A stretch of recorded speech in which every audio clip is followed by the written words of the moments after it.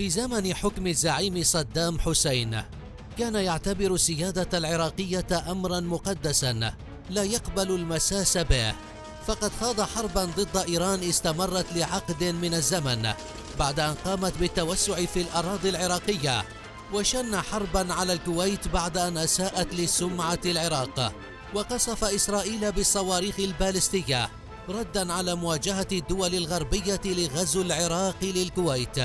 وقبل ذلك كله كاد أن يشعل حربا مع تركيا. فما القصة؟ مطلع ثمانينيات القرن الماضي تلقى صدام حسين تقريرا مفصلا حول خروقات تركية، حيث كانت تنفذ المقاتلات الحربية التركية دوريات على حدودها الجنوبية في منطقة جبال زاغروس. ومرة تلو الأخرى بدأت الطائرات التركية تخترق الأجواء العراقية للبحث وملاحقة بعض الأهداف، وأغضبه جدا ذلك، خاصة أن الجانب التركي لم يلقي أي أهمية للتحذيرات العراقية.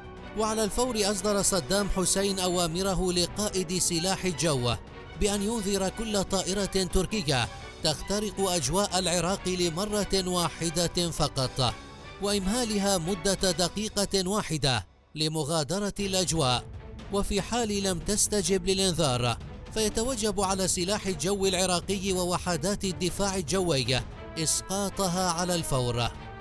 بعد فترة وجيزة من إصدار صدام حسين أوامره لحماية الأجواء العراقية، وتحديدا في 14 من سبتمبر أيلول عام 1983 دخلت طائرتان لسلاح الجو التركي من طراز سوبر سابر F-100 الأجواء العراقية، وتم تحذيرهما وتهديدهم لمغادرة الأجواء العراقية خلال 60 ثانية.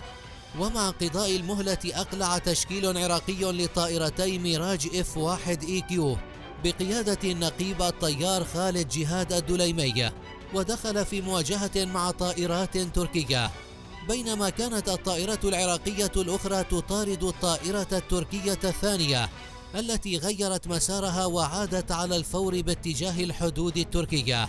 لم تدم المواجهة طويلا، فسرعان ما اقترب النقيب العراقي من الطائرة التركية وسدد لها ضربة بصاروخي جو، مما أدى إلى تدميرها وسقوط حطامها في منطقة وادي زاخو ضمن الأراضي العراقية. هبط الطيار التركي بمظلة، وألقت القوى الأمنية العراقية القبض عليه، وقاموا بالتحقيق معه واستجوابه حول طبيعة المهمة التي كان ينفذها وما هي الأوامر التي تلقاها. ولكن لكون تركيا لا تعتبر بلدا معاديا للعراق، قام العراق بتسليم الطيار التركي إلى حكومة بلاده بعد 48 ساعة.